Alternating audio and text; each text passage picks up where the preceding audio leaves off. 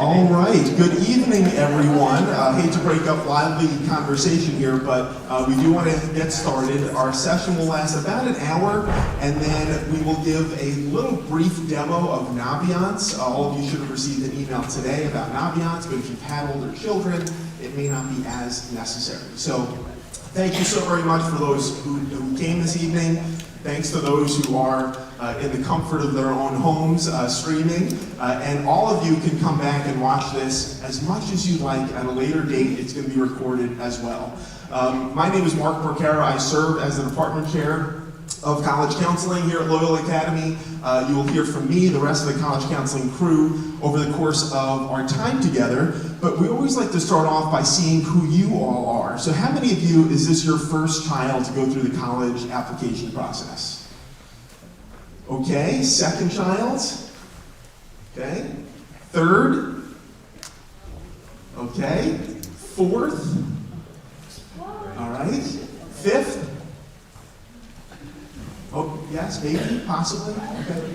All right, I always kid around, the Holzman family was here many years ago. They had about a dozen children, and they were always the ones with the hands raised. So whether it is your first child or your fourth or fifth child to go through the process, it is always new. So much of the information that we're sharing with you this evening is going to be replicated when we're in with your children in formation in early December.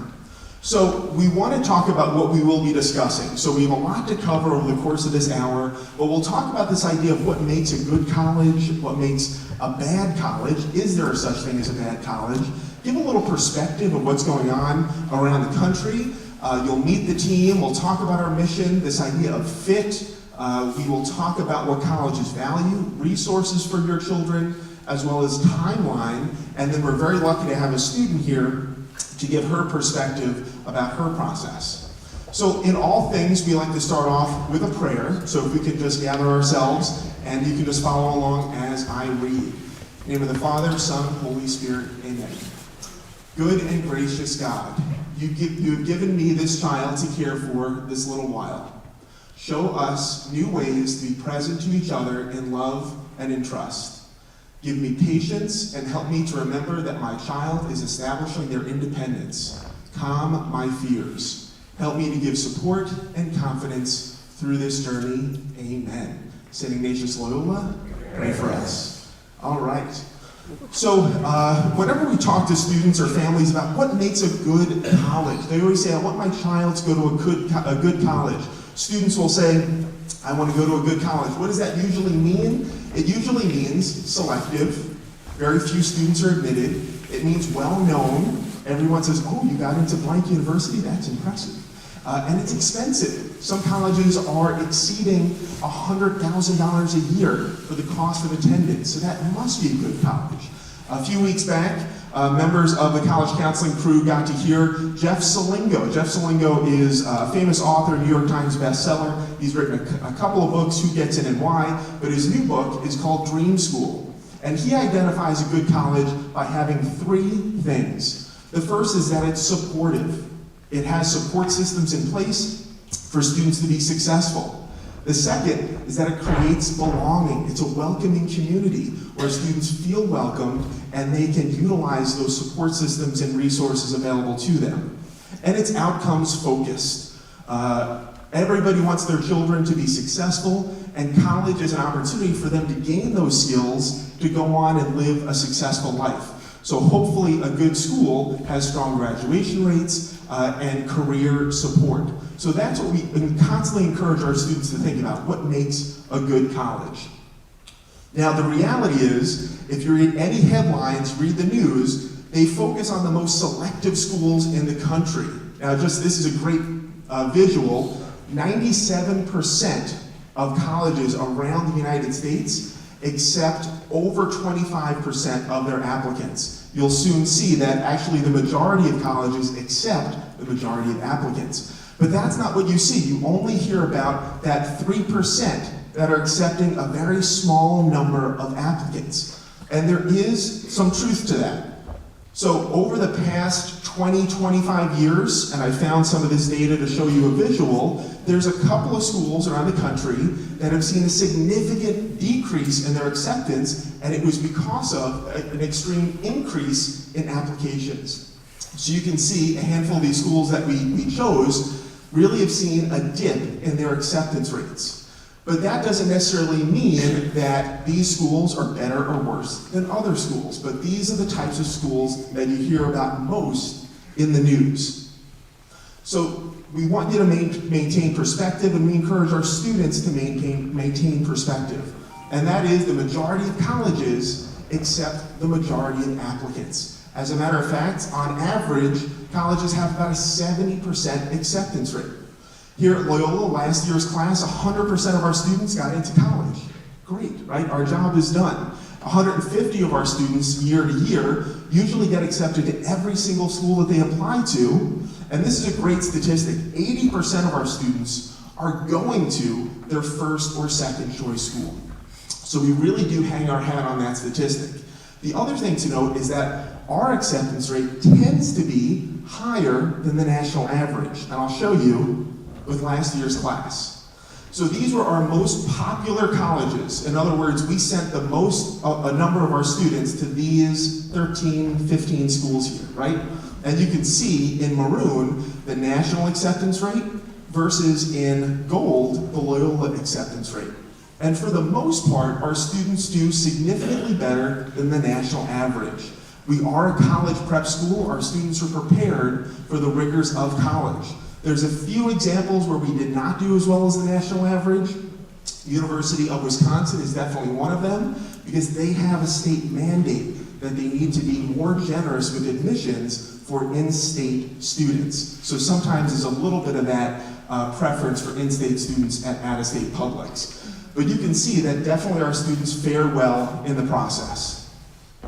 So who are we, right? So combined, we look pretty good for having 81 years of experience, but you'll learn and you'll meet a lot of our college counselors over the course of the evening, but we can just have them do a quick little wave. Miss Riggs, Miss Guttmers, Miss Menendez, and Dr. Feldman. So combined, we have 81 years of experience. We have a lot of experience on the college side as well, whether it be working in admissions or serving in the capacity of an advisory board, which many of us do. We also visit many, many schools. Just last week, Kelly Duttmers was visiting the University of Pittsburgh and Carnegie Mellon and a number of other schools. So for those visual learners in the room, this is the logos of all the colleges and organizations that our great college counseling team represents. So these are the schools that we've either worked for or currently serve in the capacity of a counselor advisory board. So I'm now going to turn it over to Liz Riggs, who's going to talk a little bit about our mission, as well as some next things to keep an eye out for your students. So here is Ms. Riggs. Thanks.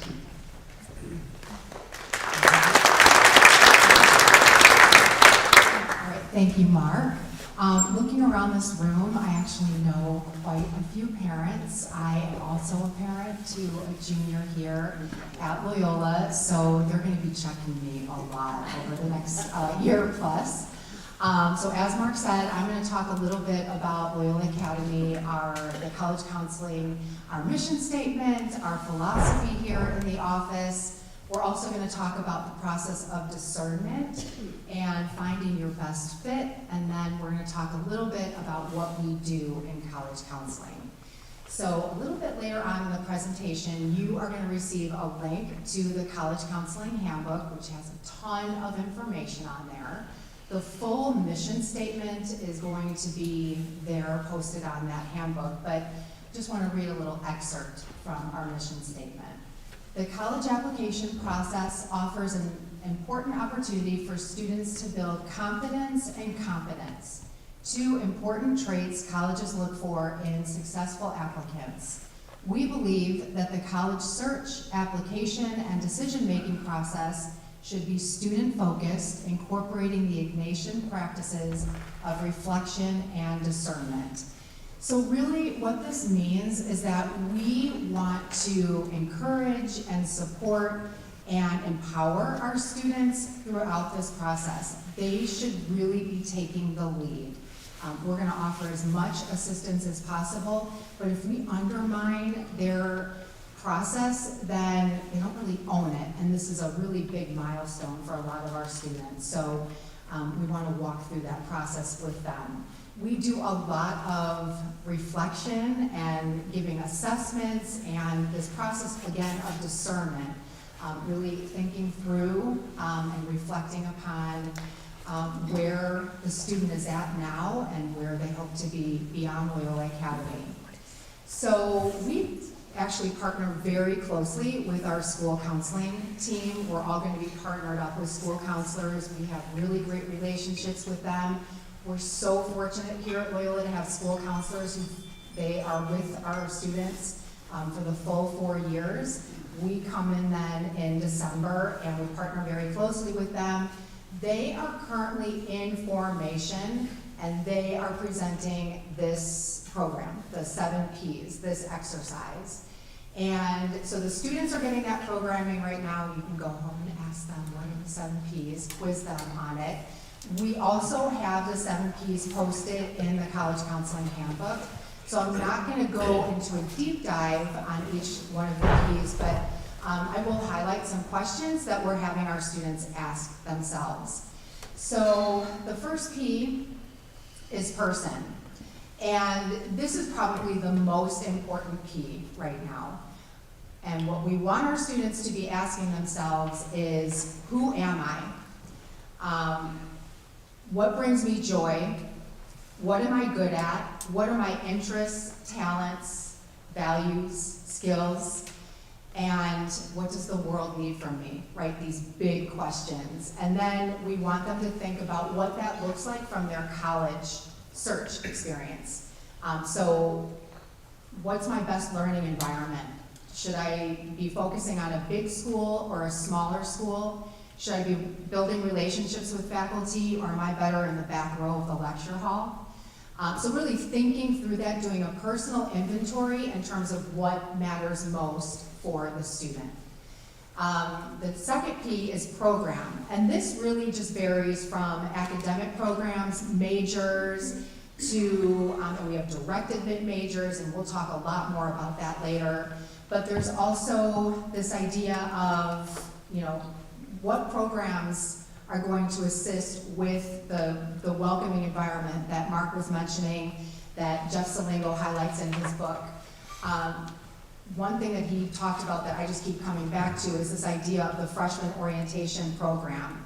If you don't have a student who's gone through this, I saw a lot of first-timers go through this, really, it's such a big change, and so these colleges are getting better with these orientation programs, but when you're helping your children do their research, just making sure that that's a priority on the college campus, that they want students to feel welcome and that they have a sense of belonging.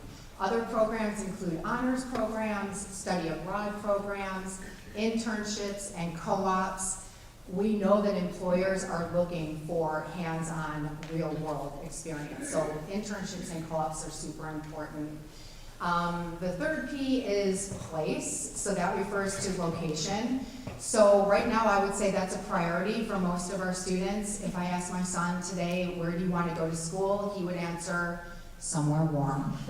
That's all we hear. And maybe he will go somewhere warm. I'm not really sure. I'm following his lead, but that does seem to be the priority. So other than geographical location, we want students to think about, do they want to be in an urban environment? Do they want to be in a rural setting, college town, in the suburbs? And we're so lucky, even in the Chicagoland area, where we have so many schools that are in these different areas, and getting on campus and visiting can really help the student decide upon the place. Number 4, for people asking themselves, who do I want to hang out with the next 4, maybe 4+ years? Does diversity matter to you? Culture. Do you want to hang out with a bunch of schools where, a bunch of students where the school spirit is super strong. Athletics is very strong. How important is Greek life for you? Do you want to be in a collaborative or competitive environment? So really just thinking about this, they are living in community with these students. And so they really want to make sure when they're on campus that that vibe feels like a good fit for them. Number 5 is P for price. We know cost of attendance is, quite frankly, it's crazy now in terms of what the cost is for colleges. So every family having a conversation about the price, the cost of attendance, what that looks like. We want you to start having those conversations. We would encourage you to start having those conversations with your children now. Oftentimes we have students who have been accepted to their dream school only to find out later that they cannot attend because the family cannot afford it. And that is a real problem that happens every year on all of our caseloads. So we really want you to have that conversation. We will be supporting you with a bunch of financial aid programs, talking about scholarships. But one key takeaway for today, if you don't know about net price calculator, it's a really important tool that most of our families use. They give you an estimated cost of attendance. So what you do is you open up your phone or your laptop, and in Safari or Google, you just in the search bar put net price calculator plus the name of the school. It will take you automatically to the college's website, the financial aid website, and you can plug in some numbers and they give you an estimated cost of attendance or net price for your family. It's not perfect, but it's pretty good in terms of the estimates they give you. Number 6, parents. So we have a few more slides down the line here where it's going to talk about the role of parents. I just want to say you probably don't have any idea the influence you have over your children. I know that when we go home, I know with my son, he doesn't want to hear anything I have to say, but I know when I go on Kairos or summer service and we talk about this college process and they're super nervous and stressed out, disappointing my parents is one of the universal truths. This is what they're saying to us. So supporting them through this process, trying not to get in the way, not writing essays or anything like that, but really encouraging and empowering them to get through this. And again, we've got some other slides on parents soon here. And then number 7, P for prayer, and that can kind of go in a couple of different directions. The first is that the students are at a Catholic school right now. Do they want to stay in a Catholic environment if they decide to go to a larger public school and they want to continue worshiping or celebrating their spirituality? Is there a place for that? So looking into that. But also there's this idea that we have here on the college counseling team that we should be praying throughout this process. And we always lead with our formation classes with a prayer, and we often talk about having a prayer and a plan. And it reminds me of a quote, I'm probably not saying it correctly, but it's pray as though everything depends upon God, work as though everything depends upon you. And so if we look at that from the college search, application, and decision-making process, a student is working really hard, getting good grades, taking the standardized testing, writing the essays, getting letters of recommendation, they're involved, they put all of that together in the application, they hit the submit button, and they have to just take a deep breath and really trust the process and have faith. And right now we are working with all of our seniors right now on just taking a deep breath and having faith and trusting the process, and that God is walking with them wherever they land. In terms of what we do, there's a huge laundry list here of all of the services that we provide in college counseling. I'm not going to go through all of them. I just want to highlight a couple. List development. This is probably one of our most popular in terms of when we start with our students. They want to know, where's the list? Where should my student be looking? There are over 4,000 colleges and universities. So we really work very closely with your child to take that ginormous list of schools and narrowing it down. We're showing them how to do research throughout the process. By the time the fall comes around, Most of our students have narrowed it down to anywhere between 7 to 10 colleges. And within those 7 to 10 colleges, we want them to have a few reach schools where they're pretty selective, a few target schools where they've got a 50-50 chance of being admitted, and then a few likely schools where we know the chance is a little bit higher for admissibility. So we will talk about that at length, especially in their individual college conference later. We also do brainstorming, essay brainstorming. It's one of our favorite activities. This last year we piloted our first program where we started working with juniors. So in a few months they will actually be starting to brainstorm. They're not writing their essay, but they're doing some reflecting upon what matters most to them, starting with their core values. And so by the time they're working over the summer and the fall, they're doing really well with their essays. This course selection, they work with their school counselors, but any questions they have will be there for them. Resume building, just a quick word about that. If your children know what they want to major in, we are really trying to help them choose activities that align with their academic interests. It is becoming much more important in the admission process. So we help with resume building, application review, and we just did a bunch of essay editing, and assistance with discernment. The 7 Ps come up later. As soon as those decisions come in, we refer back to the 7 Ps, and then we provide general consultation as needed. That's it for me. I know that was a lot, guys. Right? And now I'm going to pass it over to Ms. Menendez. Thank you.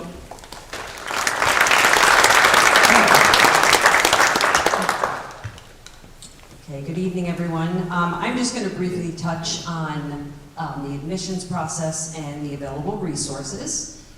So there seems to be a misconception that college admissions is shrouded in mystery, and that admissions officers, their only job in life is to destroy a person's life. So neither of them are true. If any of you have ever worked with an admissions officer, I know several of you have gone through the process, they're probably the most kind, customer service oriented folks that you're going to deal with. They're your friends, they're our friends, we work very closely with them. And there's not a ton of mystery in college admissions. The factors that go into a decision really don't change. There's one thing on this slide, it's not really that easy to read, so I'm just gonna point a couple of things out. There is one thing that's a little bit of a floating mystery, I guess, and I'll talk about that in just, well, maybe I'll start with it. So basically, if you've gone through the process, or if you haven't gone through the process, colleges really are looking to admit students that they know will be academically successful on their campus. If an admissions officer is not admitting in that way, they're doing the student a massive disservice. So really, academics play a huge role in the admissions process because they want the students to come, they want them to be successful, they want them to stay. So again, grades, test scores, I'll talk about that in just a sec. But going back to something on this slide in the bottom right-hand corner, it's called institutional priorities. That's where a little bit of the mystery lies. And that is each college setting the way that they need to shape their class every single year. So that might vary from year to year. One year, College A might say, we need less business folks, we need more kids from West Virginia, we need a tuba player, we need this, we need that. And that's the way we're going to shape the 2,000 students that we need to take.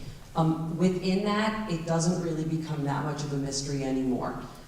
Students get read in the context from which they come, which is Loyola Academy, a fabulous Jesuit college prep institution. Academics are key. What kind of classes did the student take within their academic ability? Okay, not everybody needs to be running and taking honors and APs if that's not where the student is. As Mark said, the majority of colleges are really generous to students. If a student's an AP student, they should be taking AP and honors classes. If not, college prep classes are wonderful. So again, how did they perform day in and day out in the classroom? What kind of classes did they choose? How did they perform within those classes? And hopefully there is an upward trend in that performance. Standardized tests, a little bit of a mixed message here. I'm going to talk about it in just a second. A good majority of colleges are still test optional, meaning the family has the ability, the student has the ability to decide whether or not that score is going to help them in the admissions process. That is something that we can definitely help with when the student is making that decision. But again, it's another piece of academic information. It talks about the student's academic ability. A little less important, but still very, very important. It's not just your grades and test scores that get you into college. You're often, in most instances, read holistically. What is the student saying about themselves through their essays, in their personal essay? If I'm the admissions officer, I want to put that essay down and I want to say, this is what this student values. This is what's important to this student. It doesn't have to be earth-shattering, and often it's not earth-shattering. But what's the student saying about themselves outside of their grades and test scores? What are the teachers and counselors saying? We're very blessed at Loyola Academy with the formation program that the school counselor actually does write the letter, and the school counselor is with the student for 3 years before writing that letter. So that's an overarching letter. Who is this person applying to this college? Most colleges only require one teacher letter of recommendation, and that's usually from a junior or senior year teacher. How is this student performing in the classroom, and how will they perform on the college stage? Extracurricular activities, most admissions officers will say they're more interested in their in-depth over breadth. I would rather a student engage in 3 or 4 meaningful activities than 10 activities where they maybe went once and didn't go again. But again, extracurriculars can look very different for students. That could be taking care of a family member. That could be working a job to help contribute to a family's finances. That could be sports. That could be theater. Oftentimes during the college conference, the student comes in and says, I'm not an athlete. Well, who are you? And that extracurricular does tell a story about what that person values. And then down at the bottom, I think these are still very, very important. This whole idea of demonstrated interest, I think everybody thinks they need to be flying all over the country and seeing all the schools on their list. You absolutely do not. The list should be manageable enough that every school that you're applying to, you have shown some sort of interest. Perhaps you have visited the campus, or if the admissions officer comes during the fall, or you meet them during our spring college fair. What kind of engagement have you had with the school? That's super important, because colleges want to know that the student knows what they're getting into. And then positive character attributes. If I'm an admissions officer and I'm reading that file, again, I'm forming opinions of you, positive opinions, based on maybe the service that you're doing or the activities that you're engaging in. Who are you as a person, and what kind of community member are you going to be? So again, this is not secret. Anytime you visit a college campus, everyone's going to talk about the same things. All right. I just want to show you something. It's called the school profile. We'll talk about this more during the college conference, and someone's going to talk about the college conference in just a sec. But when you get read in the context from which you come. You're not getting read against another high school. You're getting read, again, in the context of Loyola Academy. So again, we are the largest Jesuit high school in the United States. We talk about the number of honors courses that we offer, the number of AP courses that we offer. Again, you take them if they're in your academic ability.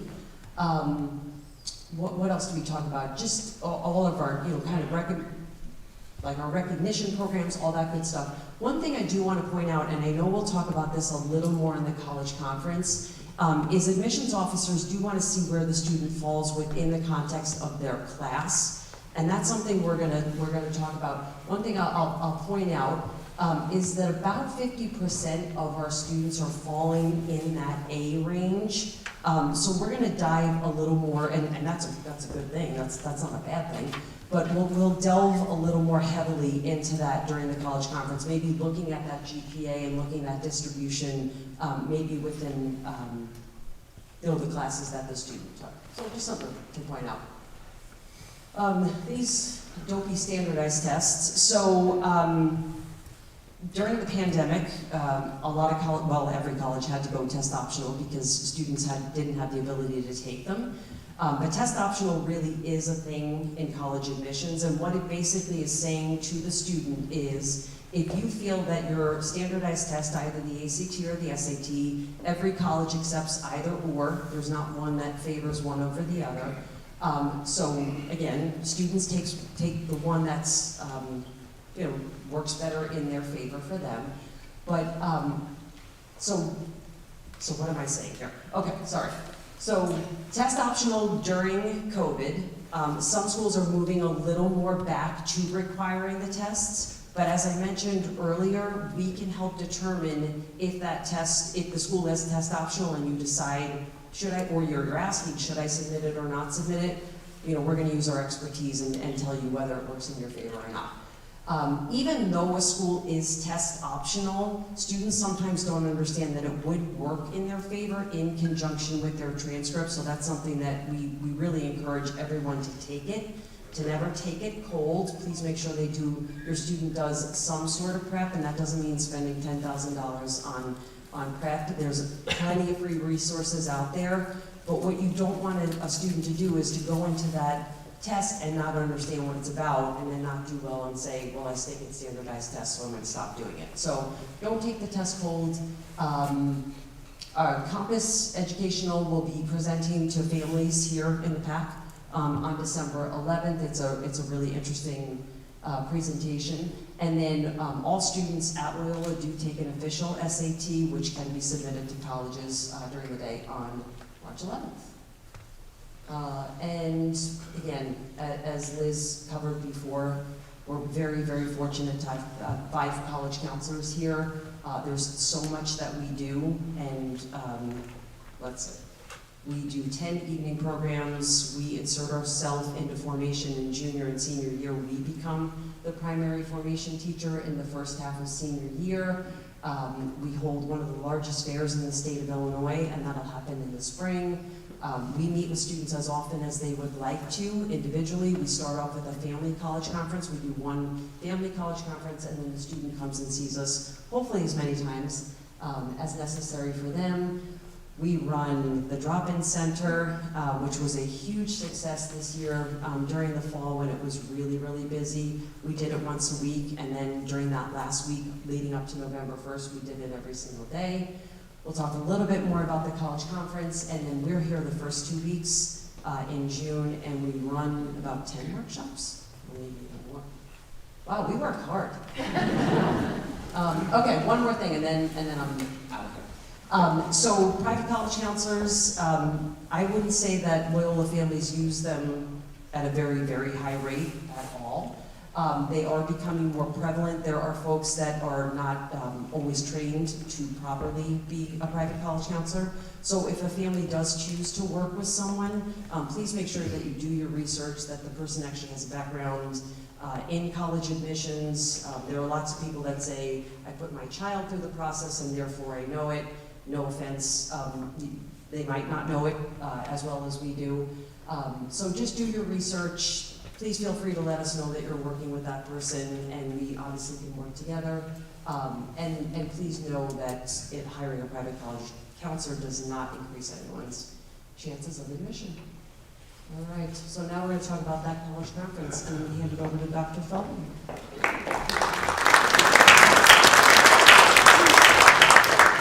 Well, hello everyone. Thank you so much for coming out tonight. So you've been hearing a lot about that college conference. And it really is one of our favorite things to be doing. It's the beginning of our intense partnership with your student. So it's our first chance to begin to get to know what your student is thinking about those 7 Ps. They're going to do work, that examination of themselves and asking themselves those questions in formation.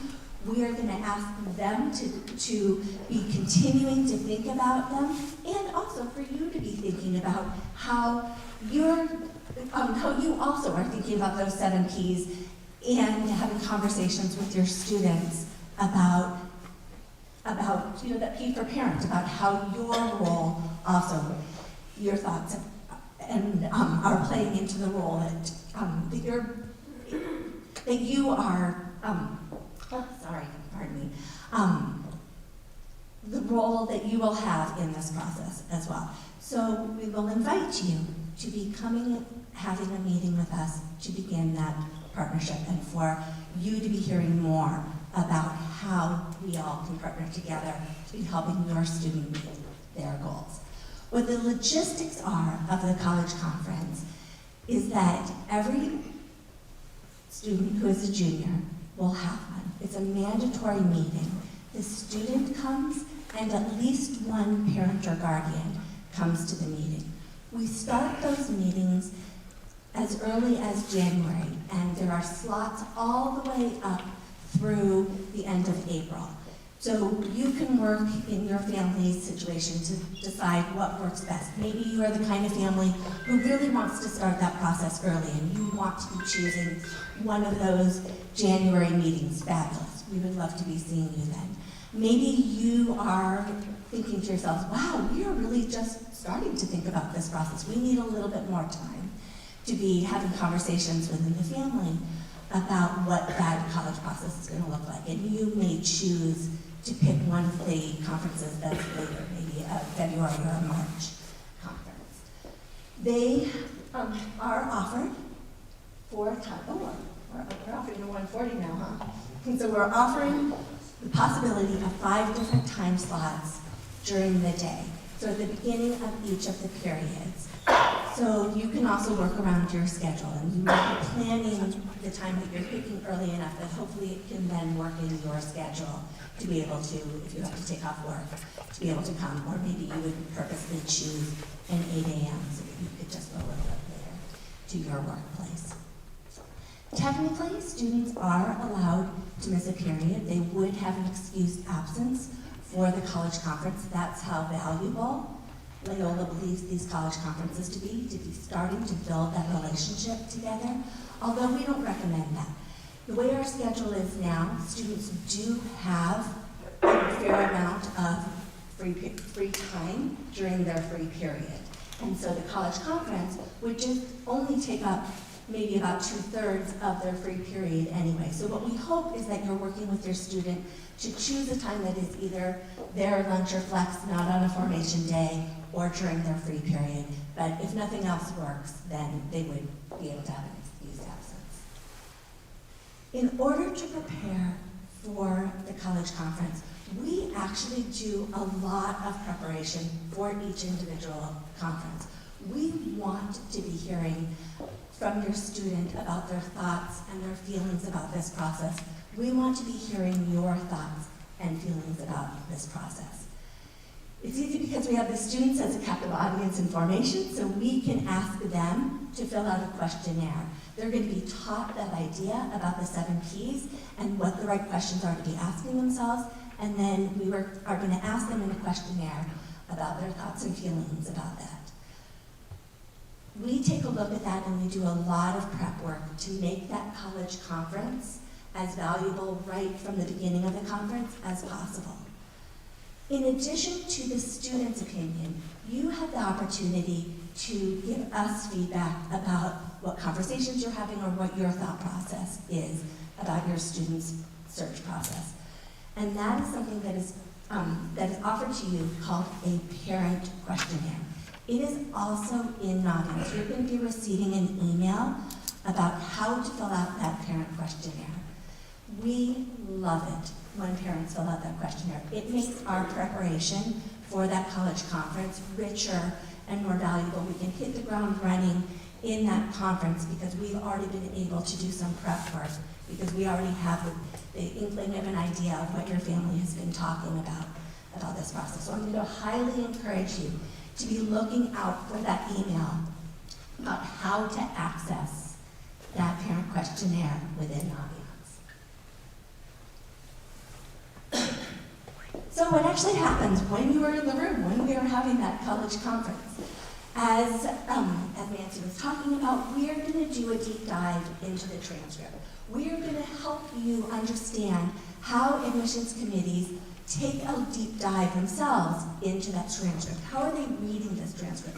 What are they learning about your child through the courses that they decided to take, where they took electives, what choices they had when they had choices of classes, what grades did they receive, was there an upward trajectory of their grades over the course of different semesters, was there a blip downward, and what was that about? So we will teach you in that conference individually how an admissions committee will delve into that. We will be able to talk to you about making an action plan that is individualized for your student. One of the wonderful things about having that information from the college search questionnaire and the parent questionnaire is that we can really start to individualize the process from that college conference forward for where your student is. We can meet your student where they are and help them plan the steps to move themselves towards their goals. We'll talk a lot about fit in that meeting. What is a good fit? What does that mean? How do the 7 Ps that your child is thinking about play a role in that? And the things that you're thinking about for your child in developing that idea of fit. That fit will also include that idea of balance that we were talking about earlier, that idea of finding schools that meet those 7 Ps that might be target schools, meaning the student is academically, socially, and activities-wise in a kind of about meet the expectations for who typically gets invited into that college, a likely school where that student is perhaps a little bit above academically what the average is, so we think that that college is going to grab that student and really wish for that student to come, or maybe even a reach college where the student's academics are somewhat lower than what might be expected, or simply that college is a reach for literally everybody on this planet. I was going to say in this country, but even on this planet. And as I said, we will work within the context of where your student is. There are some students that have been thinking about college since forever, since they've been a student. And there are some students that it is very anxiety-provoking for them to be starting this process. And they are really at that phase where it's like, wow, I can't believe I'm going to have to be taking this stuff. I haven't even started thinking about it. And we are all trained counselors, so we are all very well aware of wherever the student might be in that anxiety process, or even frankly parents, and we will work from where you are to be helping you move forward with that. We do get a lot of questions from parents about what helps in the process. How can the parent be helpful? How can you be helpful to your child? And we hear a lot from the students about what helps. And in fact, you'll hear in just a few minutes from a student who will be talking about what worked for her in how her parents partnered with her in the process. What really ultimately is the most important is for you to be developing that partnership with your child and allowing them to be building that partnership with us. We kind of do say that colleges don't ask 17-year-olds to do things that 17-year-olds can't do. And so we, as the adults in the room, do have to allow them that space to be able to find their way through that process. They are all capable of it. We may be setting up some of the guardrails, or we might be setting up some of the structure, or we might be, paying for the plane tickets, whatever that might be. But the student, ultimately, it's the student's next 4 years after high school. It's their life experience that they're going to be having. And so allowing them to practice the steps to be able to have that without you there is pretty important. We do think that really paying attention to who your student is as an individual, celebrating what they are good at, celebrating their learning style, not everybody's learning style is the same, celebrating where they are in executive functioning and helping them where necessary with executive functioning is a great way to partner with your child. Celebrating where they are in terms of handling stress and helping them, this is a stressful process, helping them to develop the skills of what they are going to do when they feel stressed. Celebrating how they make friends and how they socialize in terms of thinking about where the fit might be right for them, as opposed to brand names. It's really kind of boiling it down to who is my child as an individual and where are they going to best fit. That idea of realizing the student can and should do their own work.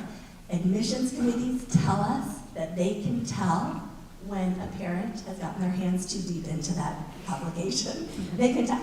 They know 40-year-old writing versus 17-year-old writing. They want to be hearing from your student. They want the voice of a 17-year-old. They want to know your child's values, your child's interests, and the way that they express themselves.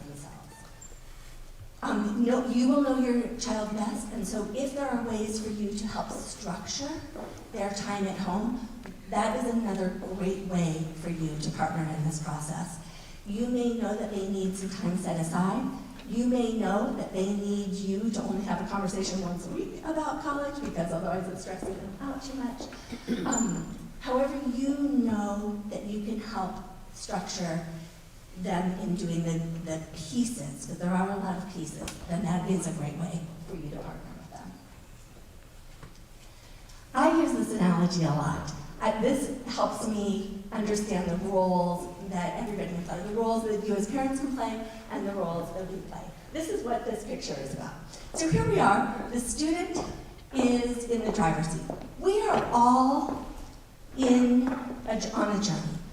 We're all, it's like as though we were in a car on our way, driving to an unknown place, towards a goal we know, but we don't know exactly how it is that we're going to get there. The student is holding the steering wheel. The student is making the choices. Am I going to turn left? How fast am I going to go? Right? What ultimately is going to be the time that we're going to stop to go to the bathroom, that kind of thing. The college counselor, the role that the college counselor plays in this is as though we're the GPS. We are aware of what the steps are. We know that in 3 miles, you're going to have to turn left. So we can help set guidelines for the students to help them know, okay, in 3 miles, we're going to have to turn left. So as you can, gradually move over to the left lane so that you're ready for that next step that's going to happen. Parents are more like the pit crew, the people who are going to fill the tires, who are going to notice when there's low pressure, who's going to notice when the gas is running out. They're going to fill the gas. The parents are there to be support, to help, with the structure, maybe even to help with the strategy. If they're, in like a race, if it were a race, the pit crew, and kind of noticing what's happening. But really, ultimately, it's the student in the driver's seat. Okay, now I'm going to turn to Mrs. Edwards, who's going to talk about the timeline.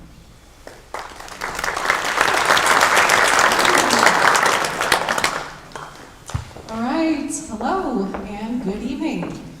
Okay, so are we all ready to get in that car? Right, we're ready. Yes, the door's open. We're gonna hop in. So it's going to happen, right? It's going to happen pretty quickly, starting with next semester. We're all going to jump in that car together. Your student is going to be the driver. We're going to be in the car together. We're going to strap ourselves in, and it's going to be okay. Right? It will.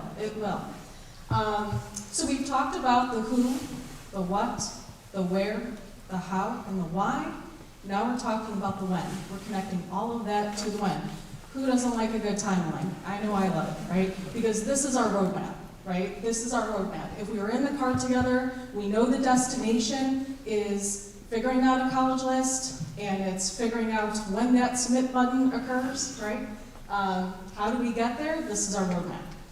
All right, so in the spring, the student is always going to be encouraged to focus on their schoolwork, right? As we've talked about in a couple of slides before this, that college admissions counselors are highly looking at your student's transcript. They're not only just looking at freshman and sophomore year, they're really going to be focused on junior year, right? How is the student challenging himself or herself? And then what are the grade trends, right? So junior year, if you think about it, if your student is going to be applying first semester of senior year, these are the last 2 semesters that are going to be on their transcript. Okay, so keeping up their schoolwork, okay, that is of paramount importance. taking the SAT or ACT. So colleges, just as a disclaimer, colleges don't prefer one over the other, okay? So some of our students do take both, just to see if they score better on one over the other.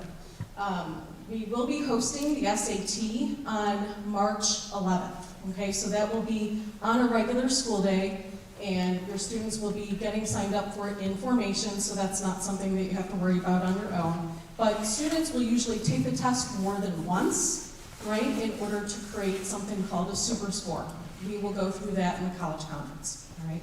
So the SAT or ACT is always going to be taken in March, okay? Or the SAT will be taken in March, and then they can take it again after that. College research really is going to be kicked off with that college conference.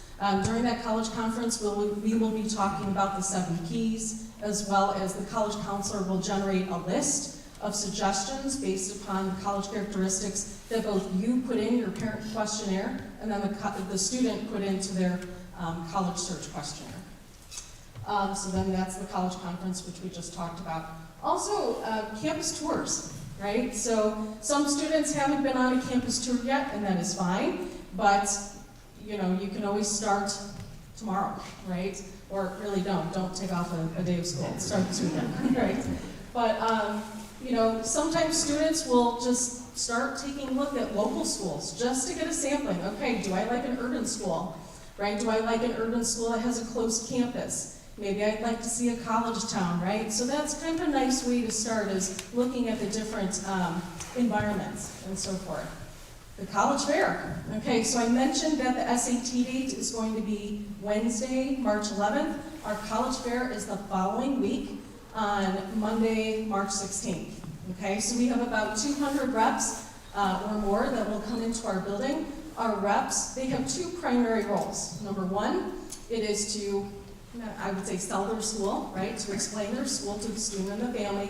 But also, 9 times out of 10, they're also the ones reading the app and evaluating the student. So the student really wants to make a good impression with that rep, right? Put a face to a name. And then during the college conference, we will be talking about letters of recommendation. The school counselor recommendation is automatic. That is a process that the student doesn't have to request, but they will have homework. And your school counselor, your child's school counselor will be reminding them of this. They have to do something called the junior questionnaire. But during the college conference, we will talk about which teacher recommender your student might want to ask. And it does usually come from a junior year teacher. Okay, so summer, right? There's a bit of a pivot. There's a bit of transition. Your student is still in the middle of discerning their college search, right? So that doesn't exactly end, but the list narrows down. It's like a funnel, okay? But now we're going to pivot, and we're going to add more to the plate. And that comes in the form of our workshops. So we had just mentioned that a lot of our workshops do occur during the first 2 weeks of June. We also have a workshop that's on a Saturday, usually at the end of April, right? For those students that are on summer service or on one of the language trips. So what do we cover? We cover the essay, right? So we help with the brainstorming process. We also go through line by line the common application, with the idea that the student has gotten the majority of the main part done. The main part is the part that goes to every single school. All right? So, of course, your student is going to be taking campus tours. I think one common question we receive is, well, if the students aren't going to be on campus, is it still worth seeing it over the summer? Absolutely, right? You will still see some students there over the summer, and it's better to see it than not, all right?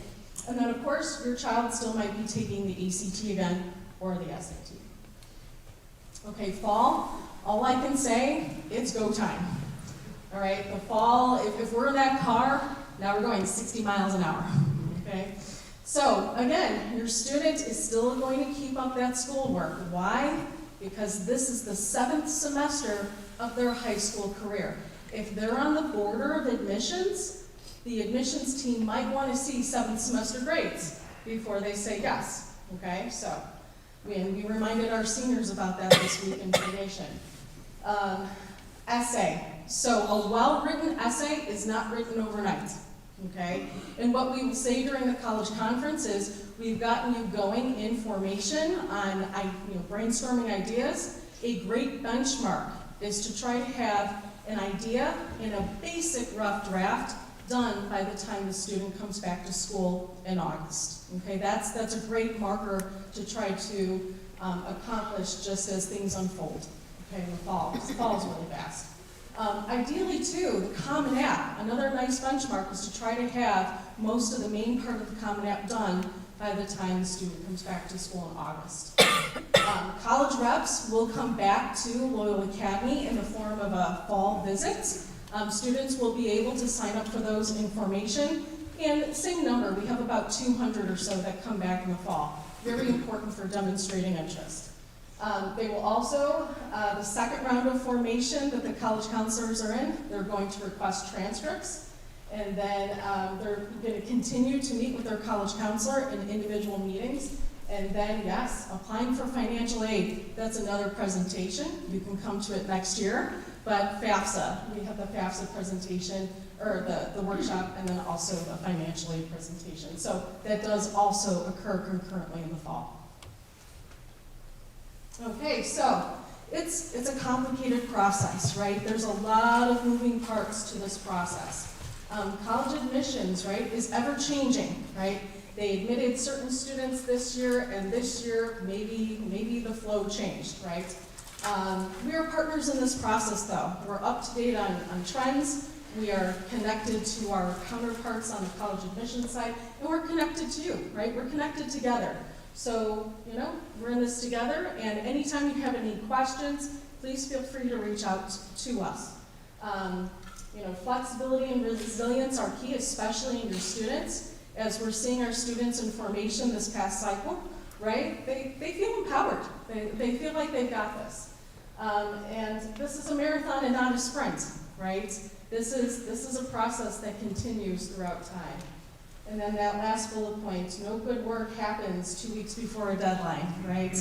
Especially with that essay, right? Sometimes for students that like to procrastinate in the process of very well-written essay, it takes time.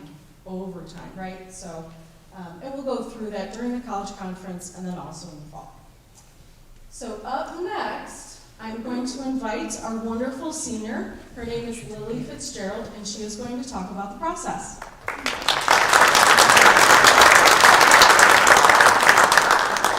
Hi, my name is Lily Fitzgerald. I'm a senior here. I'm involved in theater, band, student council, a bunch of other stuff, but I am lucky enough to be at the fun part of the college process. I just got into a school, and so, thank you. And so now I can take a breather and share kind of some of my experience with you. So what I did, starting with my college stuff, I started college tours and stuff like that in the spring of my junior year. And it was like, we went on a trip to Ireland, and so I checked out a school over there. It wasn't anything that was a lot of pressure. And one thing that I did realize when I was going on these college tours is knowing what you don't want is just as important as knowing what you do want. I checked out a school and I realized this isn't for me, but it really guided me in my list and helping figure that out. And one thing that I've noticed that's been really kind of difficult to come to terms with, but so clear in the college process, is that it's so not linear. I had to rewrite my essay 6 times before finally having one that I really liked, and some of the stuff that helped me figure that out was some of the stuff we did in formation, like essence objects, figuring out what aligns with our values, and that ended up being the topic of my essay, which I'm super grateful to the college counselors that that was the case. And honestly, all of my teachers have been super supportive, and especially the counselors have helped me realize that I'm going to end up at the right place for me. One of the things we talked about was I dropped one of my classes so that I could really put that time into my work, and we realized that if the school wasn't going to accept me because of one class, then that wasn't the school for me. And so honestly, all the college counselors have really helped me realize that it's okay. Wherever you end up, you're going to end up at the right place for you, and they've really created a sense of comfort. But really, the process is not at all linear. whether it's the list or the essay. I mean, I had to rewrite my essay 6 times. I switched my list around many times. I ended up applying to more schools than I thought I did, or thought I was going to. And the college counselors are there to help through every step of that. I was lucky enough to be able to make a lot of meetings with my college counselor. Dr. Feldman is my counselor. And I made them pretty consistently. I made them like week by week, and that helped keep me on schedule. And I also went to a lot of workshops. I went to one of those workshops in June. I went to the one that was 3 days, beginning of June, and I actually was able to go on summer service with that too. So it's definitely not something that you have to pick one or the other. And Ms. Menendez was on my summer service too. And then also in the fall, something that's really helpful is there were 2 workshops that I got to go to on days off that we didn't have school, and I got to meet with the college counselors, and they helped me look over my supplementals. For my essay, I started over the summer, though I do wish I started it earlier, because starting that essay really would have put me in a much better spot with my supplementals, because so many of my schools did have them. But I'm lucky enough to say that I did get it done around September, and that put me in an amazing spot for my supplementals, which there were a lot of them. What else I wish I did was I wish I tested more. I took 2 SAT tests, and I took one in the spring and then one in the fall. And my one in the fall wasn't as good as my one in the spring, because not being at school for 3 months, my academic brain was turned off. And so one of the things I do wish I did was I tested more my junior year while my brain was still kind of turned on. And so that's something I'd recommend doing. I also wish that I knew the stress that maybe college caused. I'm lucky enough that my parents were really supportive and understood how hard of a process it was, but I kind of wish that I understood that going in. It definitely causes a social strain, it causes an emotional strain, and college is really stressful, not just for the student, but for the parents. I know that that was something really stressful for my parents, and I know that it was something especially really stressful for me. And one of the things that I'm really grateful my parents did was they helped provide structure for me. We actually got a big whiteboard and whiteboarded out everything that I needed to have done and when I needed to do it, and that really helped me. But one of the things I wish they did do was work with me instead of talking at me. And luckily, we talked through it, and it worked out, and they were great. But I know that that's something that communication is hard between parents and students when it comes to college, and just working with the student and understanding how stressful it is, and reminding your students that not only is it hard to be the person filling out the applications, but as a parent, because there is a lot of stress both there and with the student. And another thing that I didn't realize until I started doing it was there is also a social strain on the student too. I know a lot of people aren't hanging out as much, or aren't able to go out as much, and that is a very real and difficult thing that I wish I knew earlier. And one thing is, I'm also lucky enough that my parents were super helpful in letting me take the reins in my own college, writing and all of that. What they did was they would proofread my essays, and they would read over it, especially right before I submitted, but it wouldn't really change anything. The most they did was help. A family friend of ours works at a college in Wisconsin, and my dad helped me reach out to him and ask a little bit about the school, and that was the extent of what they did. They helped me. They didn't really dig into my essays and change them, and I'm so grateful that they did, because the essays were in my voice, and but they were with the support of my parents. And they also gave me a lot of social and emotional support, which again I'm really grateful for, and I think that that's such an important thing, because while college is so important, it's so stressful and difficult, and so to really know that your parents have your back, and that you're able to talk to them about how difficult college is and how difficult the process is, that's really important, and that was really important for me. And one last thing that I'd love to talk about is this prayer that I've had a ton of teachers, I've had 3 teachers share it with me, but it's a prayer about sitting in kind of the uncertainty of college and being okay with that, because there is so much uncertainty, but really trusting God, and that's something that's helped me a lot, and just trusting that you're gonna end up at the right spot, and trusting that the uncertainty is part of the excitement of it, and that we have such a great support system here with the college counselors. And I know that I've been fortunate enough to work with them a lot and get to know them, and they've really helped set me up for success, and now I'm going to college. So thank you so much. That was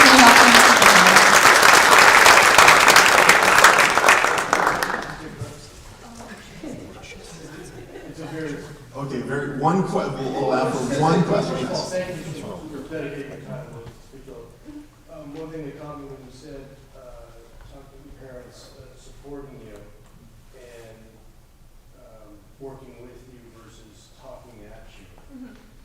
I don't know if you could expand on a little bit of that. So the question, I'll just repeat it real quick. Lily mentioned that it was really helpful when her parents worked with her instead of talking at her. Can she just expand on that for a second? Yeah, so definitely I'm a person who needs a lot more structure. I'm more of a nervous person. And so when my parents worked with me and they sat me down and they helped me brainstorm essay ideas, or they helped me plan a timeline, and they sat down and they were like, this is what you need to get done, when can you get it done, what do you have to do, and they worked with me and they didn't just say, go write your essay. Because for me, if someone's like, go write your essay, I'm not gonna go write my essay, I'm probably gonna go sit on Instagram, to be honest. So when they sat me down and they talked me through it, and the most helpful thing for me was they sat me down and we created a schedule, and that was really helpful to know. This is what I have to do for each school. So kind of being with your student instead of being above your student in that sense. So yeah. All right, how about one more round of applause for Lily? So just a handful of super quick housekeeping items here, because we are 6 minutes over and I apologize. But today around 3 o'clock, you should have received an email from Beth Stanton, the lovely Beth Stanton, the administrative assistant in the counseling office, giving you access to Naviance. Your children already have access, but if you did not get it, please reach out to Beth directly at bstanton@loy.org. So we have a couple of events happening in early December that I want you to be aware of. We talked about a few of them already, which is the college admissions testing on the 11th, but we also have College Horizons. It's a virtual event for parents and students of freshmen, sophomores, juniors, in which we invite 3 colleges to speak about how they evaluate students. So that'll be great over Zoom. And then we have Coffee and Conversation, new this year, and it will be here in the PAC on the 11th at 7:30 a.m. if you want to come grab a cup of coffee. In early December, you'll also receive an email from your child's college counselor. So our goal is that week that we get back from Thanksgiving break, right around that week, we'll be communicating to all students and parents who their college counselor is, and then next steps in the process, how to register for that college conference that we kept referencing, as well as our time information with our students. So, we wanted to kind of end our time together back to Jeff Salingo, who we enjoyed so much listening to a few weeks back. And he said, what makes a good school isn't just the ranking, it's the experience, the outcomes, and the way it helps you grow. So I hope that you found our presentation tonight helpful and enlightening, and we look forward to working with your children. So now, this is a natural break. If you have older children who've gone through the process and you don't need a refresher on Naviance, feel free, you can head out, we won't be offended. But we're going to pull up a fictional student, hopefully. So yeah, so feel free, you can get up, you can head out. Again, we will not be offended. Thank you for coming. Oh, there she is, there's Barbie. We have fun creating fake students every year. So hopefully it works.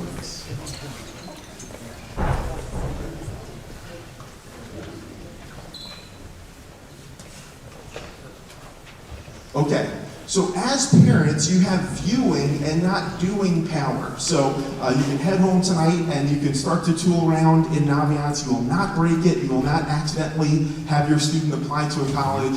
But we do want to point out a couple of things.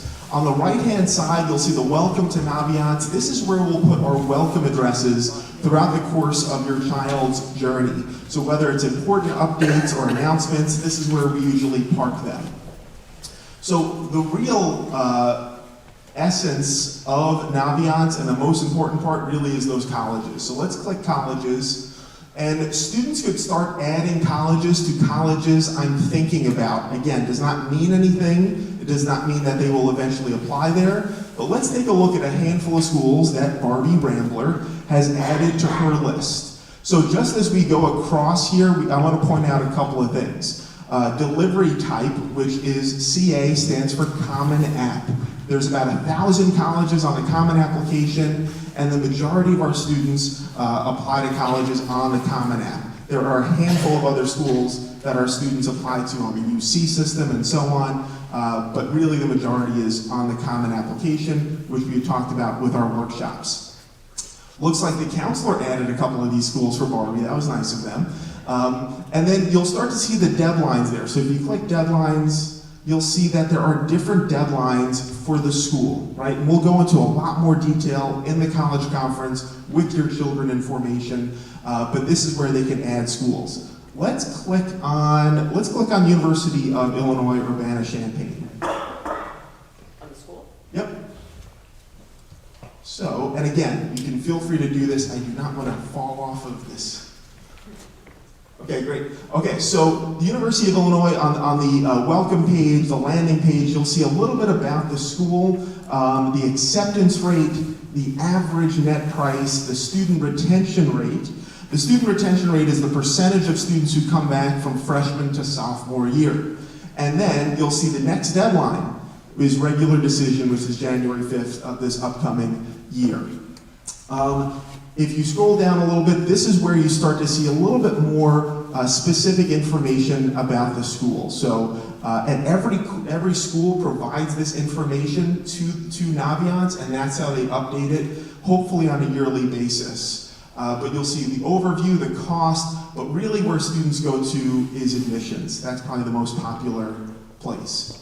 So they're going to go down and you're going to see, okay, what is the acceptance rate? Now, one thing to note, and Illinois is a great example, there's 10 colleges within the University of Illinois, and some are more selective than others. Granger Engineering or Geese School of Business is going to be more selective than the School of Aces, right? So that is something very nuanced, but that's something that we talk to a lot of our families about. You'll see application fee. Yes, colleges continue to make money off of your children, and you'll have to pay when you apply. And then if you click on, let's see here. Oh yeah, there we go. Review scattergrams for your school. Great. Okay. So a couple of things here to note. So your child may not show up on their scattergram because they may not have an ACT or SAT. In all likelihood, they don't have an ACT or an SAT. But you can see you can toggle between ACT and SAT. Historically, most of our students have taken the ACT, but we're starting to see more students take the SAT. But again, colleges are agnostic, they will accept either one. But what you'll start to see on the scattergram is acceptances as well as denials, right? Green is good, green is accepted, and then red is denied. I forget if on the student portion, Nance, if you hover over one of them, does it show you? Oh, there you go, great.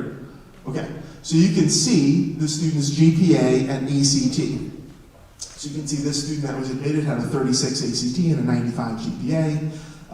The more challenging thing is, and Nancy did a great job earlier explaining that the admissions process is an art, not a science. So it's not simply GPA and ACT or SAT, and you get in or you don't, right? So this simplifies the process to the point where a student says, well, this student who had a 93 GPA and a 28, that was accepted, but then a student very similar got denied. You don't know what college they applied to within the university. You also don't know what their essay was about. Again, in Illinois, if they applied to the Granger School of Engineering and wrote their essay about how much they want to be a nurse, they're probably not getting in, right? You cannot see that on the scattergram. But I think the scattergram is super helpful because it's the most likely statistic for our families to go to when they're trying to figure out likely target or reach. Okay. What else do we want to show? Oh yeah, if you scroll down a little bit, Nance, a little bit to those, the bar charts right there. So you can take a look and see how many students applied, how many were accepted, and how many enrolled. So colleges call that acceptance rate, and then yield rate is the percentage of acceptance students who enroll. Illinois being the most popular school, You can see that last year we had 184 applicants, 101 were admitted, and 46 enrolled. So a good number of students enrolled at Illinois last year. A few things to note. Illinois is a great example because we have a lot of data, we have a lot of information to share. Naviance is protective of students' privacy. So if there are less than 3 data points, you will not see any statistics. So if you pull up a school, usually, let's say, any one of the Ivy League schools, we send students to the Ivies on an annual basis, but usually we'll send a few. So a lot of times you won't see any statistics here because you don't want families or students to say, oh, there's Tom, there's Susie, you know exactly what their profile looks like. So that's why it's a little bit protective when the data does not have more than 3 data points. Okay, so let's go back to Barbie's main page. Let's see. If we can go to self-discovery there. Naviance always seems to be changing its format, and we really look on the administrative view, but there are a lot of assessments in Naviance for students to take advantage of. Counselors have walked students through some of those assessments over the course of their time here, but there are a lot of times students come in and they say, I don't know what I want to study, I don't know what major I want to have, I don't know what career I want to have. And there are assessments that they have been doing with their counselor, but there are other assessments that they can do that they may not have had an opportunity to do, right? So Career Cluster Finder, Career Interest Profiler are both super helpful. And then don't get Kelly Duttmers started on Myers-Briggs. She has a tattoo of her personality. No, I'm kidding.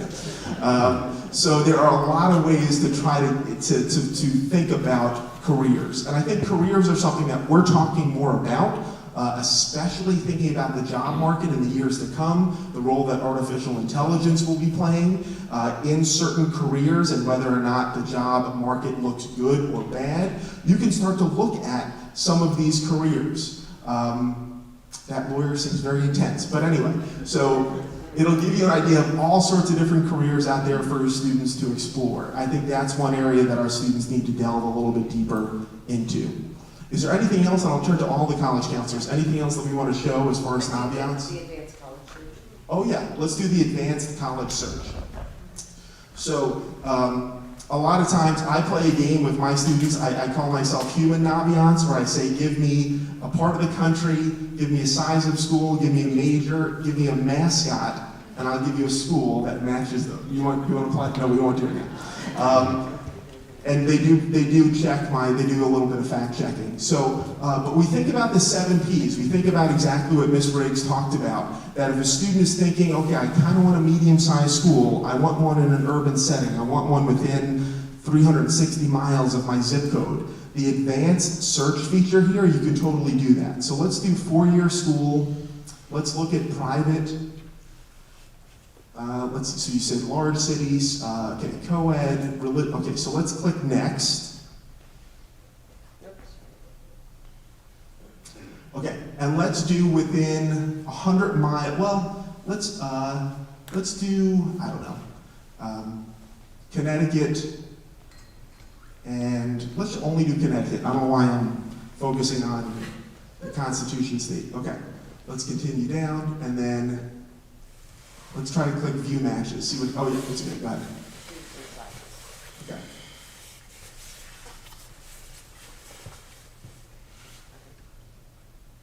Anybody want a major or just want to No, I think, uh-oh. Nice. We did something, oh yeah, so there's no college for you, I guess. Either that or there's no large cities in Connecticut. I think that's what it is. Okay, well this is a complete failure. For those of you who are following along at home, please avert your eyes. So sometimes, as a snobby New Yorker, I think every city is tiny compared to New York City. So maybe that's what it could possibly be. But anyway, this is, go try it on your own, do it with your child tonight. We don't have to do it again, it's okay, kids. Yeah. Is there anything else that we want to show them?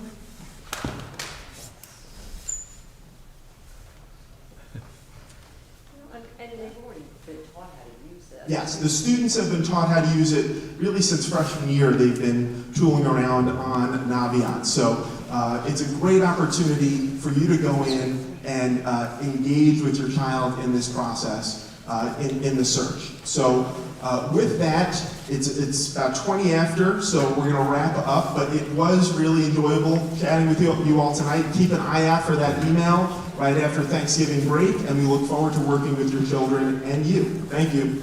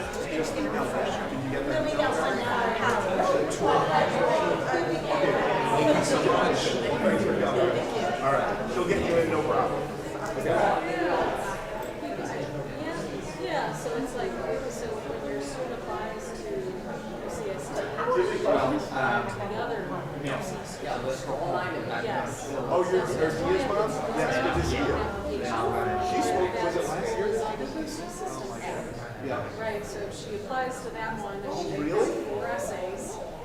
Yes, they do, right? Yes. If a student is really going to. She was always, we're great. Well, I shouldn't say we're, I mean, Yes.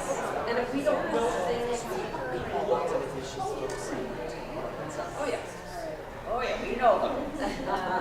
If she is interested in the application, if we don't talk to the students creatively as a group about that application, because it's only those few schools that are on it, and most of our kids do not. So we've all done it. Yeah, so we're really concentrating on the common core. So she should start looking to see there's different questions and different essays. And they are test free, so they don't. You cause some trouble school. Yes. Cause some trouble, aren't you? Yeah, so it's just right, yes. All right. So you have Very fun. Welcome. Okay, Ms. Menendez, I have to show you the title code. Oh boy, what's going on?